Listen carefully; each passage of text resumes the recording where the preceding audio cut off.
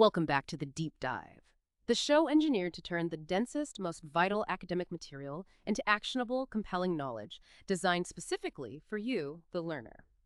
Today, we are undertaking a critical deep dive into the specialization of family nursing, drawing our insights exclusively from Chapter 20 of Foundations for Population Health in Community Public Health Nursing. If you're practicing in public health or, preparing to enter the field, you know the landscape has fundamentally shifted. We're not just focused on the acute care of an individual patient in a hospital bed anymore. Healthcare delivery has overwhelmingly moved into community settings. And when you move into the community, you have to address the context. So this deep dive is your roadmap for mastering that context. We're moving beyond the individual and focusing on the family unit, the wider system, and all those policy structures that either support or, stress them. Our mission today is really about adaptation. We're here to understand the core theoretical frameworks and assessment tools you need to help families succeed in navigating the immense stresses of health, illness, and societal change. Family nursing is a specialty area. It blends foundational public health principles assessment, assurance, policy development, with some pretty complex family-based social science theory. To guide us through this intricate blend, I'm relying on our expert today. When we talk about public health functions, they can sound a little high level, right? So how do those concepts actually translate into the real-time, chaotic, often deeply personal world of a single family unit? That is the essential translation we have to make.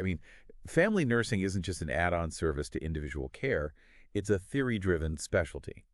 And while it's practiced in, all health settings, from acute care to home health, the public health nurse has this unique responsibility of bridging three different spheres. You have to connect the individual's clinical needs, their intimate family relationships, and then broaden that scope to include the community's resources and the existing public policy. And that scope requires serious collaboration with educational, health, and social service teams. The first, and I think most fundamental challenge in this field is just definitional. We really can't go any further without acknowledging a key sociological reality. There is no single, universally agreed upon definition of family. Right. We're dealing with immense diversity. Single-parent families, same-gender parents, multi-adult households, multi-generational units, cohabitating couples. The traditional nuclear model is, it's just one configuration among countless others today. And the complexity of that diversity immediately shows where our established policy structures are lagging, sometimes dangerously, behind reality. Precisely. The source material highlights this so vividly. Think about policies like Social Security benefits, where entitlement for a living survivor often still assumes a traditional legal marriage structure. That people get left out. Millions of adults and children in cohabitating or non-legally recognized unions are often excluded from critical retirement security or healthcare benefits. We're working in a system where the legal definition is in direct conflict with the functional definition. And functionally, the family is the constant, isn't it? Regardless of legal status, the family unit, whoever that group of people is, they're the consistent people involved in long-term care, support, and resource management. They are. In essence, they are significant members of the healthcare team. And given this crucial, consistent role the family plays, the nurse's responsibilities have to be really clearly defined. The chapter identifies 4 core responsibilities that nurses must embrace when they step into this arena. First, they're responsible for helping families promote health. This is primary prevention, writ-large education, risk reduction, proactive behavior teaching. Second, they focus on meeting the family's existing health needs, so addressing acute or chronic issues that are already there. Third, they have to help the family cope with problems using the structure and resources they already possess. And that means seeing strengths, not just deficits. And fourth, which is maybe the most difficult, is they must collaborate with families to develop useful, family-owned interventions. This means the nurse needs a profound awareness of diverse structures, cultures, and their own biases about what a good family is supposed to look like. That sets the stage perfectly for understanding the family's purpose. Before we analyze how a family is organized, which is its structure, we first have to understand what the family unit does for its members and for society. The source material outlines 5 historical functions that families perform, and it's fascinating to see how they've evolved over time. So let's start with the economic function. Historically, this was about subsistence, physical survival. Today, it's way more complex. That's much more. It involves managing money, making choices about housing, navigating insurance plans, planning for retirement. And the financial stability of a family isn't just a personal matter, is it? It actually aggregates to affect the nation's overall economic health. It's a massive social determinant of health. And this is where nurses have to be literate in finance and policy, not just clinical care. I mean, the stress related to managing a high-deductible insurance plan or facing eviction, these are external pressures that directly compromise health, no matter how well the family manages their diet or medication. Right. The second function is the reproductive function. This was traditionally the core mechanism for ensuring the survival of society. But we have to recognize the author's crucial observation here. This function is increasingly decoupled from the traditional family structure. Yeah, given the rise in births outside of legal marriage and just the diversity parenting arrangements we see now. The third is the socialization function. This is what society expects from a family, right? Raising children to integrate into the broader culture, teaching them values, faith, spirituality. But the source material gives a fascinating counterpoint here. Some families actively socialize their children to question or even oppose mainstream norms. And that creates this inherent conflict when the nurse has to interact with external institutions like schools or, public safety. That's a key tension point. Okay, then we have the fourth function, the affective function. This is the deep psychological core. It's where identity is forged. It's where the family establishes boundaries, provides a sense of belonging, and teaches individuals about intimacy and caring. For a nurse, assessing the affective function has to be incredibly challenging because it's not something you can just observe easily. No, you assess it through behavioral cues, through communication patterns, and by looking for evidence of functional boundaries. Yeah. Do members feel safe? Do they feel heard and supported? Is there emotional reciprocity? A family that can't perform this function fails to provide that crucial identity stabilization, which leads to stress that often shows up as physical or mental health problems. And finally, the fifth function, which is maybe the most relevant to our practice, is the healthcare function. The family is the primary health educator. They teach about promotion, maintenance, prevention, and illness management. And they are the essential source of informal caregiving, providing the bulk of support for ill or aging members, a role that demands a huge amount of physical and emotional energy from caregivers. So, those 5 functions define the activities of the family. Once we get the dynamic nature of those activities, we can then turn our attention to who they are and how they are built, which takes us right into family structure. Right. Family structure describes the characteristics and demographics, the sex, age, and number of members, and crucially, the roles they hold. Things like, who is the father, the primary wage earner, the primary caregiver. It defines the family's internal organization. And we have to approach this knowing that changes in structure, values, and relationships are happening faster than ever before. The source text identifies 4 key aspects we have to look at to determine structure in a holistic way. The first is the individuals themselves. Second, the relationships between them, marital, sibling, parent, child. Third, the internal interactions among family members, so how they communicate and negotiate power. And fourth, their interactions with other social systems, how they connect with the outside world. It's a really beautifully nested concept. It shows that structure is defined by both static characteristics and, dynamic processes. Figure 20.1 in the source text illustrates this fluidity perfectly. I mean, an individual's family life structure is rarely static. You might go from a family of origin through a single-parent structure into a step-family, then cohabitation, maybe a commuter marriage, and finally into an older single or aging couple structure. It just highlights the sheer variety of life experiences we're going to encounter as nurses. And that variety confirms why relying on a singular nuclear family template is impossible and, frankly, negligent. Yeah. The examples in box 20.1 really emphasize this diversity. We have the traditional married family, but we also have to account for single-parent families in this wide array of multi-adult households, cohabitating extended affiliated families or same-sex partners. The key takeaway here, which is so vital for public health policy, is recognizing that new, often experimental structures units, not necessarily related by blood or law, but bound by caring and intimacy, will continue to emerge and function as natural families. And this brings us back to that core philosophical tension we mentioned earlier. Is the family disintegrating or is it evolving and thriving? Right. If we as nurses view it as disintegrating, we impose a service model that's focused on fixing deficits. But if we view it as evolving, which is the perspective demanded by the capacity-building model, we focus on identifying and supporting the family's own capacity for adaptation. That distinction, deficit versus capacity, is the intellectual foundation for defining family health, which is where we're going next. Yes. Defining family health is difficult because there's no real consensus. But Hansen's definition provides the holistic framework we need.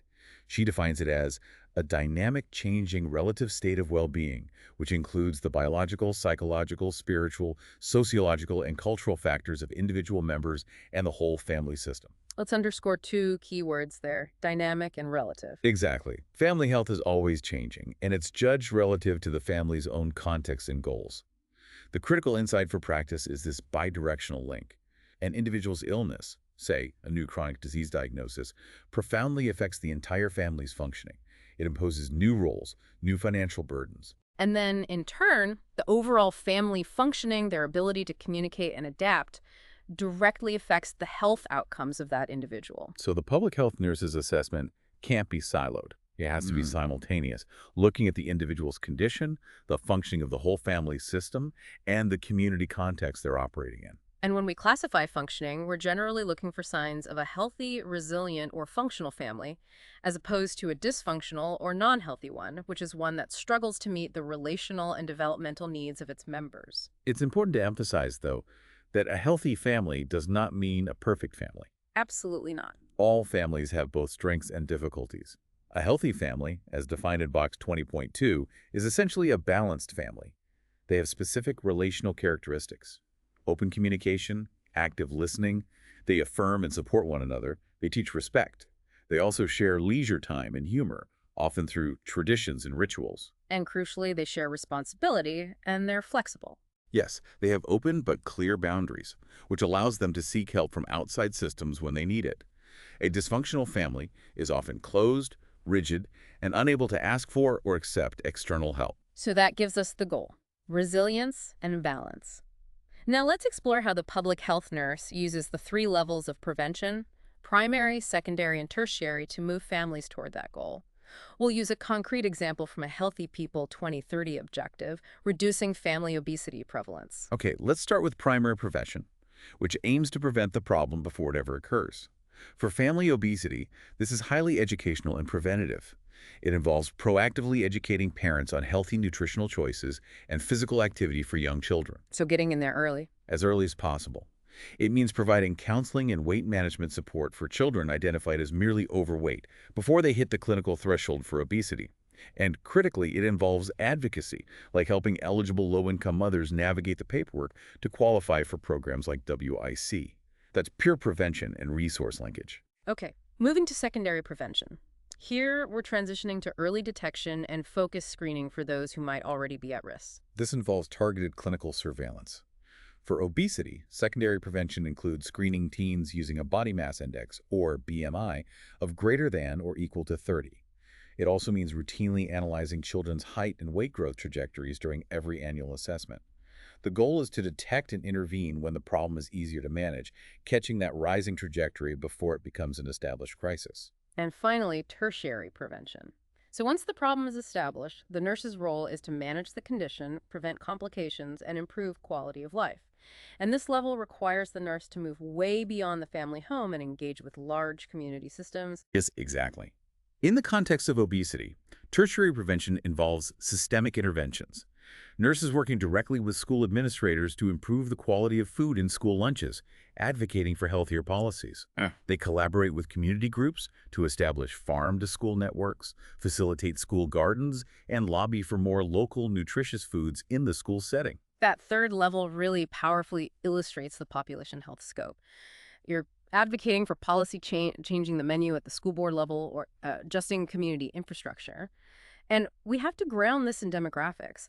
The source material is explicit that obesity prevalence is higher in certain racial and ethnic populations and is inversely related to education levels. Right, and that demographic awareness is essential. It reinforces the public health nurse's role in advocating for social policies that address this systemic and educational disparities driving these outcomes, making sure that resources are targeted effectively to the families facing the greatest risk. We're decreasing obesity through systemic intervention, not just individual dietary counseling. That in-depth application of prevention moves us logically to the next step. To intervene effectively, you need a theoretical lens. So we have to turn to the core of family nursing practice. The four distinct approaches a nurse can take, which determine the very questions they ask and the frameworks that ground those questions. Nurses have to consciously choose an approach based on the setting, the specific circumstances, and the resources available. So let's walk through the four options, focusing on the specific assessment question that defines each one. The first is the family as a context or structure approach. Here, the individual patient is the central figure, the foreground. The family is just the background, seen as a resource or a stressor. The assessment question is narrow, focused on the individual's experience. How has your diagnosis of type 1 diabetes affected your family? The answer reveals the family's impact on you. The second approach offers a subtle but critical shift. Family as client. Now, the family unit is the primary focus. The family is viewed as the sum of its individual members, and the nurse is focused on the health of every individual. The nurse asks, how has your family been affected by your diagnosis of diabetes? See the shift.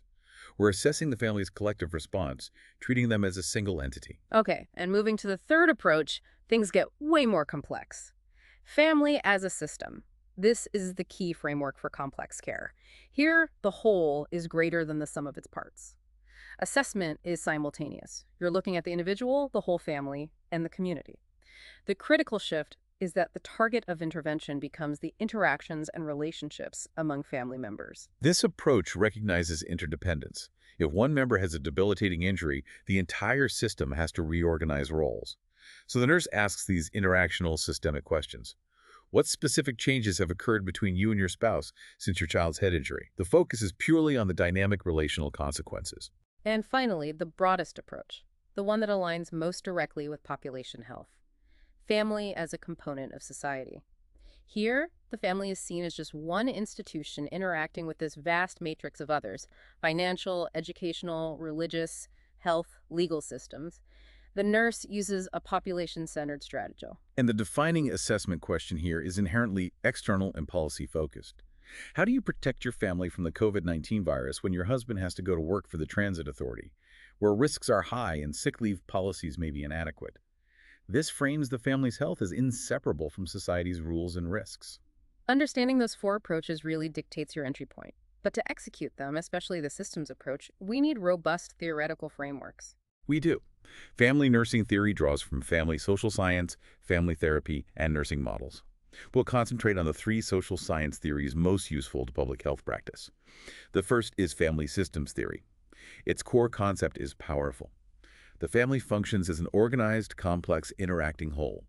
Its primary purpose is to maintain stability or homeostasis by constantly adapting to stressors, whether they're internal, like an illness, or external, like a job loss. The analogy of the mobile is the most helpful way to visualize this, isn't it? Absolutely. Each piece of the mobile is a family member. If a stressor hits a chronic illness, the birth of a disabled child, a death one piece moves, and the entire structure has to shift and move, seeking a new equilibrium. The severity of the stressor determines how much movement is required. This theory operates on some key assumptions, right? It does. First, the system is greater than the sum of its parts. You can't understand the family by just interviewing one person. Second, there are hierarchies and subsystems, like the parental unit or the sibling unit. Third, boundaries are critical. They can be open, closed, or random. Fourth, the system is constantly changing. And finally, interdependence means a change in one member affects the entire system. That concept of boundaries is crucial for us. A nurse encountering a family with excessively closed boundaries is going to struggle to introduce health education or secure referrals because the family just rejects outside influence. Exactly. And when a nurse uses this theory, the goal is to help the family manage those boundaries, identify their strengths, and maximize their ability to function and adapt. We have to assess the system's adaptive capabilities. This means asking questions like, how have one member's illness caused everyone else to shift roles? Or what kind of information and support would help your family cope with this change? We're looking for leverage points. The strength of systems theory is its holistic view. It connects the internal workings to the external world. But the major weakness, as the critique points out, is that the focus is so intense on the interaction that the needs of a single individual might get overlooked. Which brings us to a framework that focuses intensely on the passage of time, the family developmental and life cycle theory.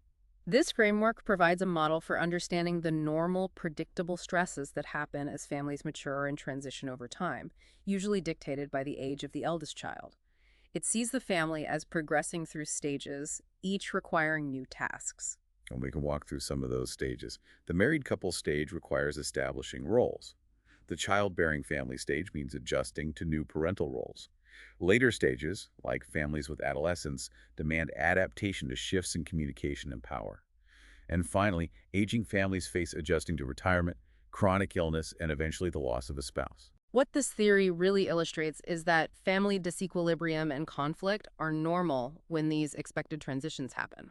The concept of on-time versus off-time transitions is clinically indispensable. Yes, an on-time transition is synchronous with societal norms. A couple in their late 20s having their first child. It's stressful, but it's anticipated. An off-time transition, however, is premature or unexpected. A teen pregnancy, a parent diagnosed with Alzheimer's in their 40s, or the sudden death of a child. And the off-time stressor causes way more disequilibrium. It does, often leading to a crisis because the family just doesn't have the resources built for that specific stage. Nurses using this theory anticipate these normative stresses and identify the internal strengths the family has historically used to adapt. Box 20.3 gives us the clinical application questions for this. The nurse asks practical questions tied to the current stage, like, how has the time the family spends together been affected? Or, how are family finances affected as children go to college or members retire? The strength of this model is its ability to forecast normative stresses. Its major weakness, historically, was its reliance on the traditional nuclear family. While it's been expanded to account for divorced and blended families, the foundation is still pretty linear. And that weakness, focusing on internal linear development, is exactly why the third theory is so vital for public health. The Bioecological Systems Theory, developed by Uri Bronfenbrenner. This theory is the public health nurse's framework of choice, because its core concept is all about how external environments and systems influence family development, health, and adaptation over time. It forces us to look outside the home to identify systems that stress the family and those that provide resources. And we visualize this as a set of concentric circles, with the family at the center. Exactly. Starting inside, the microsystem is composed of the systems and individuals the family interacts with daily and directly. The home, the neighborhood, the workplace, the school. Okay, so that's the immediate context. Right. Moving outward, the mesosystem involves frequent, but not daily, interactions, which often link microsystems together. This could be a home health aide, a specialty physician, the church community, or public transit. Then the third layer, and one that nurses often overlook, is the exosystem. Yes. These are external environments that have a profound indirect influence. The family members don't interact with them directly, but they set the rules. Think of the economic system, the local school board, or the Social Security office. That's a powerful point. For instance, a nurse sees that a single mother needs to attend clinic appointments, a mesosystem requirement, but she can't afford quality childcare, an exosystem constraint. Discussing that constraint is just as valuable as discussing her medication adherence. It is. The fourth layer is the macro system. These are the broadest social, ideological, and cultural values that permeate all the other layers. This includes the cultural value of autonomy in healthcare or societal attitudes toward race and gender. And finally, the chronosystem, Which isn't a physical layer, but represents time-related contexts and changes. A major historical event, like a war, a recession, or a global pandemic, which influences all the other systems at once. This theory is invaluable because it forces the nurse to see that a family's distress is often rooted in external factors. And this leads us right to a critical intervention tool from this theory, the ecomap. The ecomap is not just a diagram. It's a clinical communication tool. It's a visual representation showing the family unit in relation to other community subsystems. Critically, it maps the flow of energy into or out of the family. The nurse uses standardized symbols, solid lines for strong bonds, dotted lines for weak bonds, and jagged lines for stressful or conflicted relationships, like with an employer or a difficult school principal. So when a nurse draws an ecomap, they're not just listing resources, they're interpreting the quality of the interaction.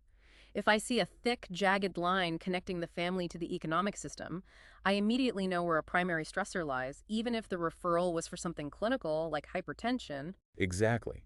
The process is holistic assessment made visible. The strength of this theory is undeniably this holistic view of family-society interaction. Its weakness, though, is that it doesn't explicitly detail the internal mechanisms of how families cope with these external pressures. Before we move on, let's quickly acknowledge the Friedman Family Assessment Model. Friedman's model is a comprehensive synthesis. It blends the structure-function framework with developmental and systems theory. It views the family as an open social system. It's a gold standard assessment tool because it guides the nurse through 6 broad categories of interview questions, ensuring a comprehensive view across all theoretical dimensions. Now we transition from theory to 21st century practice, and that means incorporating genomics and family health. The Human Genome Project really revolutionized healthcare, and nurses have to be prepared to integrate this knowledge. We should first make sure we're using the terminology right. Genetics is the study of single genes that are inherited. Genomics is much broader. The study of all of a person's genes, their complex interaction with one another, and critically, their interaction with the environment. At the molecular level, our blueprint is DNA. Genes are specific segments of that DNA carrying instructions. When the DNA is altered, we call that a mutation. And here's where the environment can play a devastating role. Mutagens are things like formaldehyde, tobacco smoke, or radiation that promote errors in DNA replication. It's remarkable that DNA repair mechanisms are so robust, though. It is. They correct over 99.9% of initial errors. But those spontaneous or induced errors are the foundation of many complex human diseases. And this is precisely where the public health application lies. The authors emphasize that human disease results from the collision between genetic variations and modifiable environmental factors. We can't change inherited genes, but public health nurses can radically change the environmental context. For example, advocating for early and routine colorectal cancer screening for families with a strong genetic history. Here, the nurse recognizes that genetics creates a high-risk group vulnerable to specific exposures, so surveillance becomes the key intervention.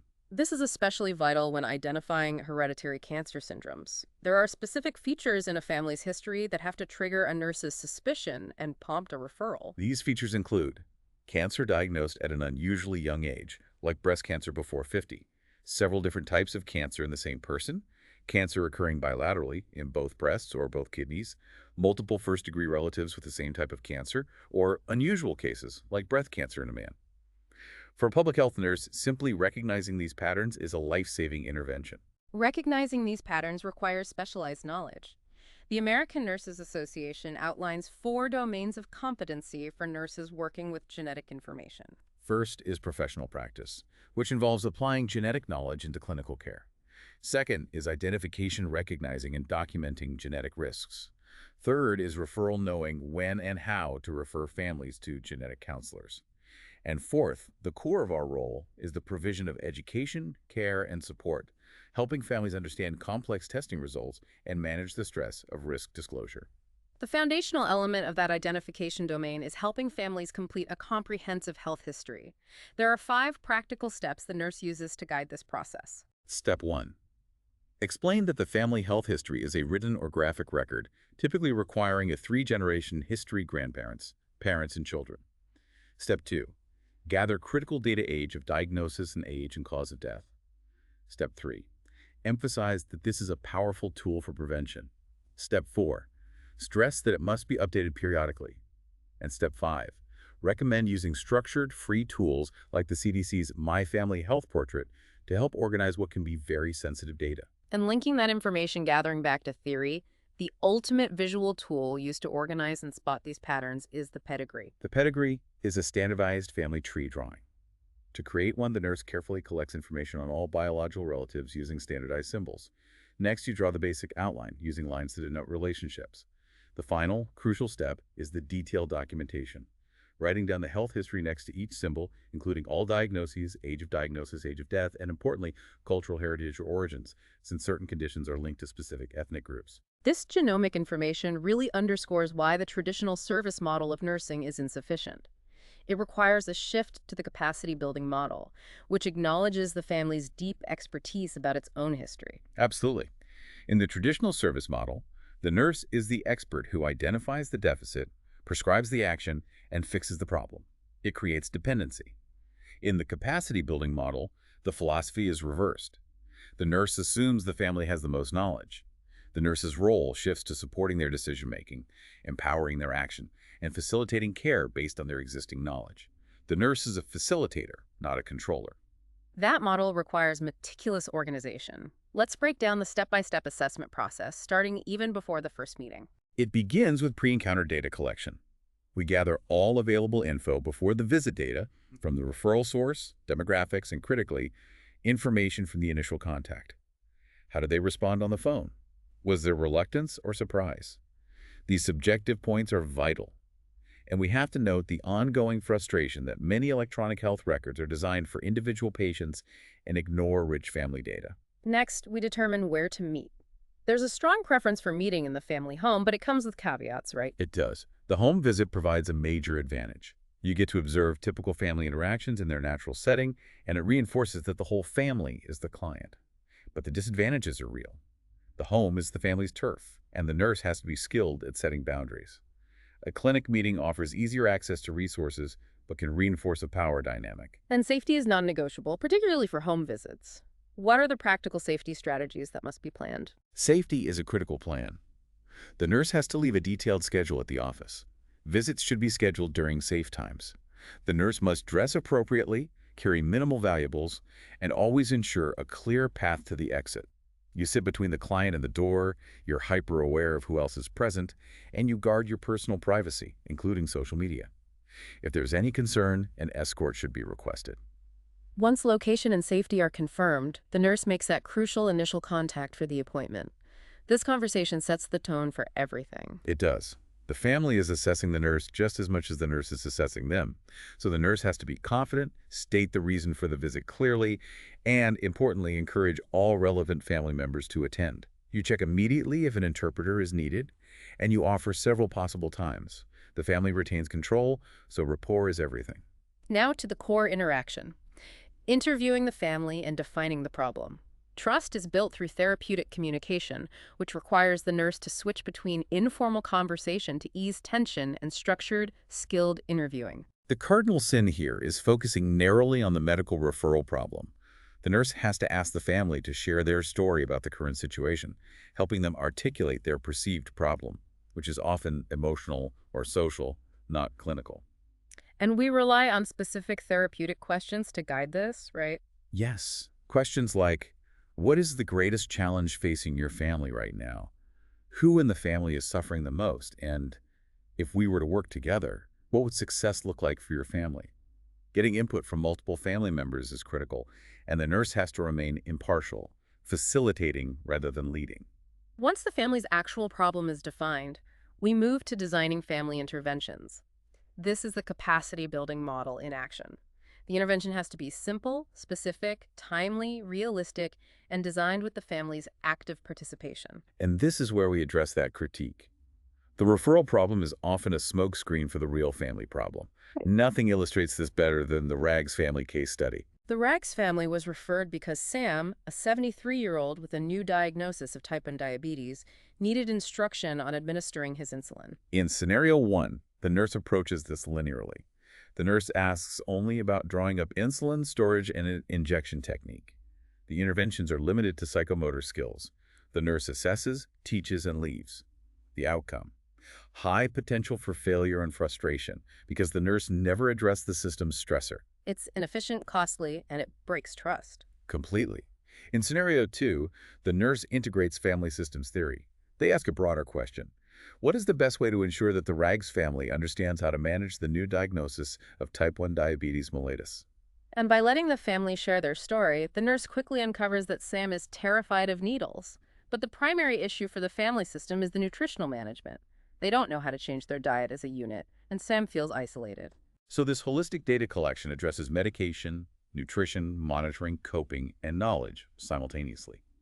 The intervention plan is jointly created, targeting family meals and shared responsibility, not just the injection. The huge difference was the systemic framing of that initial question. That systems focus is absolutely necessary.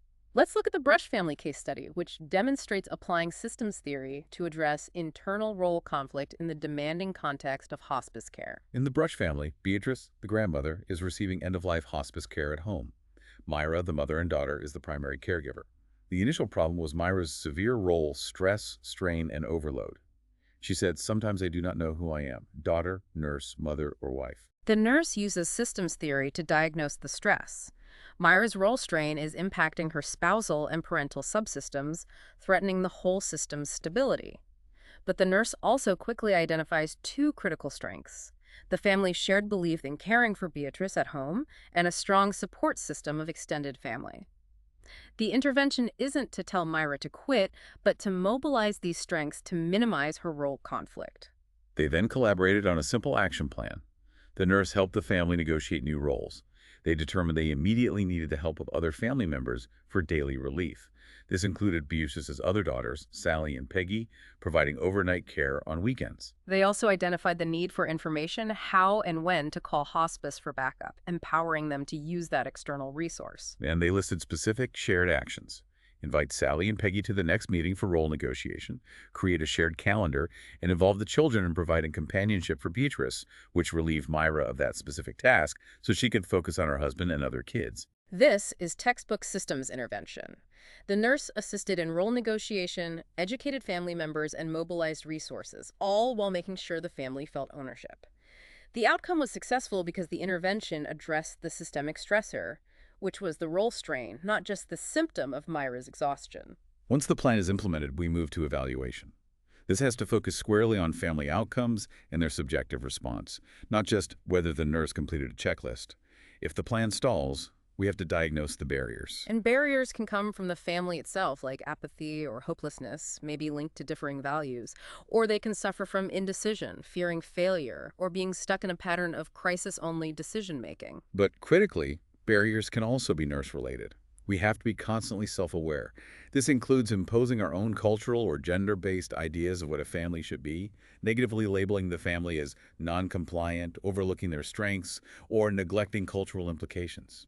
The capacity-building nurse constantly self-critiques. And finally, termination. This should be planned and smooth, phasing out the nurse's involvement while giving the family full credit for the outcomes they helped design. Strategies include gradually decreasing contact, extending invitations for follow-up, and making referrals. If termination happens suddenly, which is common due to family choice or insurance limitations, the nurse has to be ready with strategies to ease the transition. Increasing time between visits rapidly, developing a clear written transition plan, assessing their independent support systems, and providing a written summary of all the care provided. That detailed process takes us from the first call through to successful termination. But we have to end where public health always lives, the largest systems. Our final section addresses how social and family policy create challenges that the public health nurse has to navigate and influence. Public health nurses are legally accountable for participating in policy development and assurance. We have to recognize that national family policy government actions with direct or indirect effects on families is vast and often conflicting. This ranges from welfare definitions and tax codes to education and healthcare access. We mentioned one positive legislative example, the Family Medical Leave Act of 1993, which allows defined time off for family events without risking your job. But the challenges are often rooted in policy definitions that clash with family reality. Absolutely. Policy conflicts emerge constantly when the government's legal definition of a family conflicts with the family's lived self-definition. We see this with disputes over same-sex partnerships, definitions of legal parenthood, or strict definitions of who qualifies as a dependent for elder care. These definitions have huge financial implications. We also see policy conflicts in sensitive clinical areas like reproductive health for minors. In some states, sexually active minors are legally entitled to confidential access to reproductive health services protected by federal law, even if the family objects. The nurse has to understand these nuanced laws because they are responsible for adhering to and informing policy, even when it conflicts with personal values. Another classic conflict is between state immunization laws and educational access. If a state mandates vaccination for school and parents get a waiver, the only option left might be homeschooling, pitting health safety against education and impacting the family's economic and socialization functions. And underlying everything is the massive policy failure of healthcare insurance. The large uninsured population still relies on the emergency department as its only source of care. This is a perpetual systemic failure that public health nurses must continually address through policy advocacy. Policy assurance involves mobilizing community partnerships, and we saw this logistical masterclass during the H1N1 and COVID-19 pandemics. During H1N1, health departments collaborated with law enforcement to use secure refrigerators for vaccines and partnered with homeless outreach to reach high-risk populations. And during COVID-19, we saw the mobilization of the exosystem and macrosystem. For-profit entities like CVS creating drive-through testing, major hospitals partnering with public health for large-scale vaccination, and non-nursing personnel, military, firefighters, volunteers assisting nurses with the sheer volume of injections. This is the practical definition of policy assurance. To connect this assurance back to official goals, Healthy People 2030 has measurable objectives directly related to family and home environments. We focus on AHO3, increasing the proportion of adolescents with a trusted adult to talk to, MICG 17, increasing the proportion of children receiving developmental screenings, and FPO9, increasing the proportion of women getting needed publicly funded birth control. These are objectives that demand population-focused family nursing. What an extensive and necessary journey through this specialty. Let's bring it all home with a concise recap of the most crucial practice takeaways for our learner, the nursing student or practitioner in the community. The core lessons are fourfold. First, family nursing is highly specialized and theoretical. It demands a solid foundation in social science theories like systems and bioecological models. Second, you have to always be conscious of your approach. Is the family serving as context, client, system, or component of society? Your approach dictates your fundamental assessment question. Third, use those theoretical framework systems, developmental, bioecological, to anticipate stress and structure your assessment holistically. Don't be afraid to use tools like the EcoMap and the pedigree to visualize system stressor and genetic risk. And fourth, adopt the capacity building model. Fully trust the family as the expert in their own health and act as their facilitator, not their fixer. And perhaps the most crucial takeaway, dramatically illustrated by the Rags family case. The nurse's primary task is accurately identifying the family's actual main problem. It is a critical clinical area to address only the referral problem. Good systems thinking is the antidote to that linear, inefficient mistake. To leave you with a final thought that builds on the future of this practice, the source text acknowledges that the traditional concept of family is evolving and that experimental or natural family structures, those not relying on blood or legal marriage but prioritizing emotional connection, will continue to emerge and demand recognition.